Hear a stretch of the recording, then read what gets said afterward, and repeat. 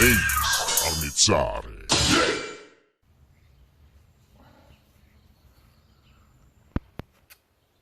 Seems odd that I haven't done a actual proper rapier video before, but here we are. Simon Rainier, Lake Simon Sorry, out of Kamloops, British Columbia, and we're going to talk about the rapier, specifically as it was done by one Ridolfo Capoferro in Italy. Wrote his manual in about the year 1610. He is not the only rapier source we have, but he is one of the better well-known ones. Mentioned, of course, in Princess Bride. Naturally, you must expect me to counter using Capoferro.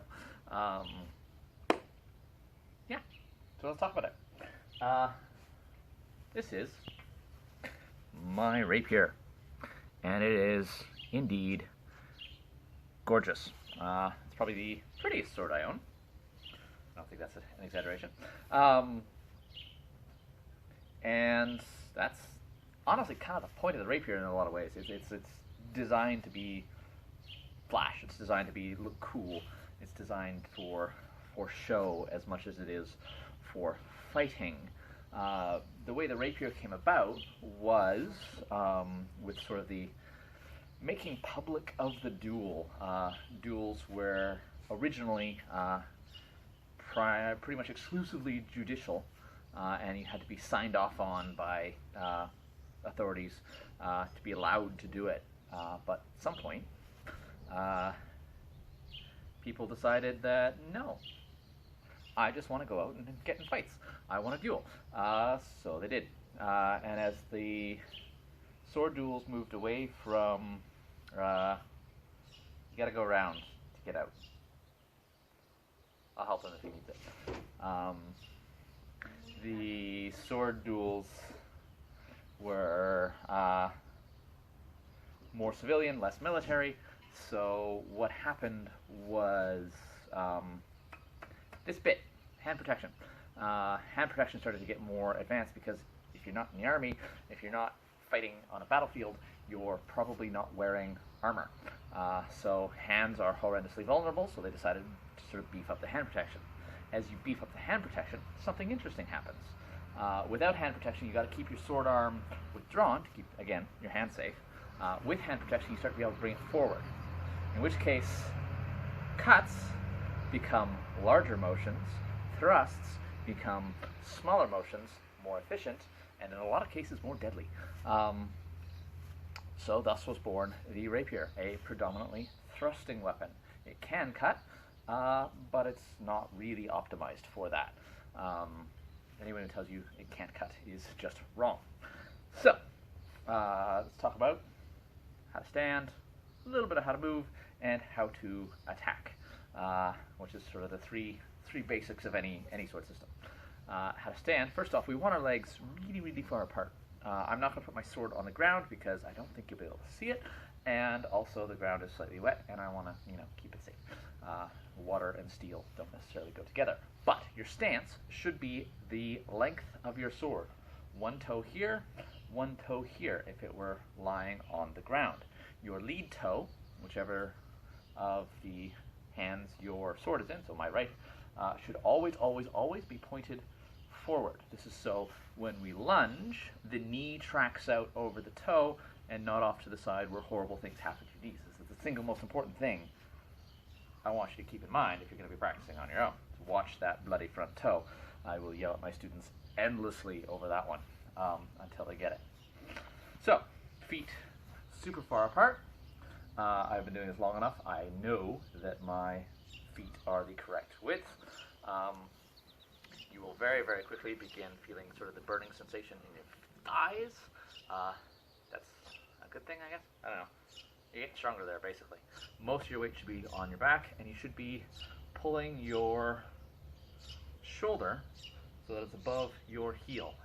Again, if you read Capoferro, which everyone should, because it's a great sort of introductory text to sword fighting, he has a wonderful sort of geometrically laid out diagram that shows you exactly how to stand and exactly how to lunge, and it's a thing of beauty.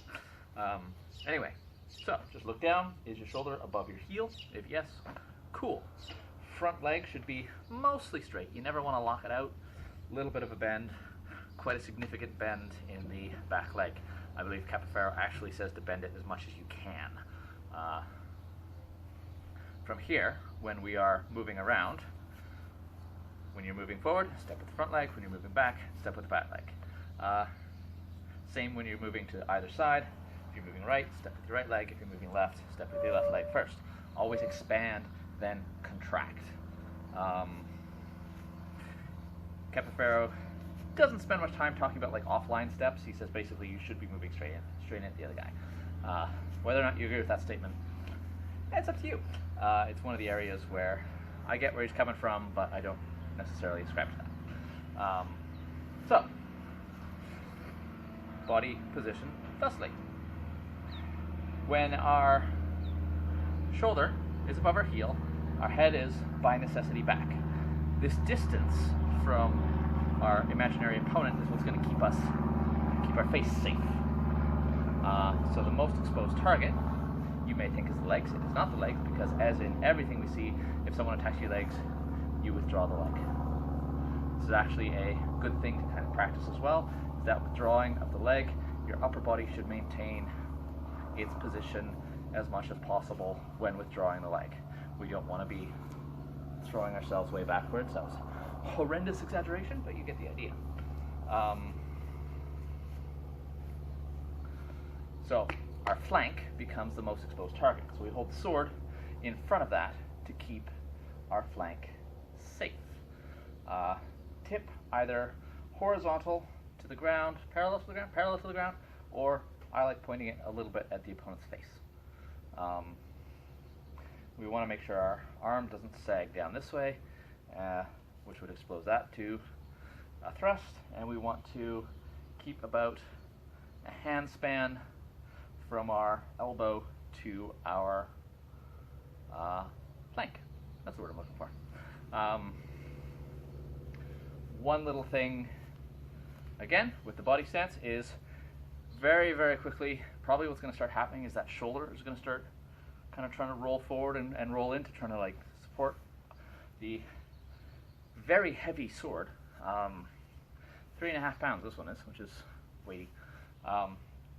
So every so often, as you're standing and moving, we want to just take a deep breath, exhale to roll our shoulders back. And this is the best way I've found to make sure we are in our proper stance. So, this is where we stand. When we want to begin to attack, as with anything, sword leads, we're going to roll either palm up, if I just put the sword down, palm up or palm down, depending on what we're doing. As that comes up, our body begins to be pulled forward as well. Our sword comes up, it's now protecting our face, our flank is now exposed, so we create that distance to keep our flank safe, sighting down the side of the blade as we lunge. Backhand comes back, lunging forward, thusly. Recovery in reverse, step, body, sword. Right? In that order of operations. I have a whole video on that. You should probably check it out. Yeah, and that is kind of the absolute basics of the rapier. If you want to kind of get started with it, practice the stance. Again, every so often, check against the length of your sword. Practice moving around and that lunge. Lunge. Lunge. What you want to do is find yourself a target. With the rapier, more than anything else, and one of the reasons why it's a really, really good starting weapon is it teaches you absolutely perfect distance. Find yourself a wall or target, or in my case, a support of my balcony. Lunge forward, you should be able to just touch. If your sword hits it and bends a lot, you're too close. If your sword misses, you're quite obviously too far away. You want to be able to just get that perfect touch. tiny, tiny, tiny little the blade is all the penetration you ever really want. That's enough to hit anything you need to. So, perfect that measure. Get it spot on. For solo practice, that's really excellent. I also have here the most common paired weapon, the dagger. Not really going to be talking too much about that. I just kind of wanted to show it. When we have our dagger, our starting position is kind of the same. There's other positions as well. Again, if you want to learn to use the rapier, learn to use the rapier. You should be practicing with it for, I don't know, a year on its own. I think I did almost 2. If you want to be really, really good with the rapier, that's what you want to do. If you want to be really, really good with the rapier and dagger, practice with the rapier first. Get really, really good with the rapier. Capoferro, to paraphrase, basically says you have a 3-foot-long stabby thing. If he gets close enough that you can stab him with this, you've done something horribly, horribly wrong. So, with that, enjoy.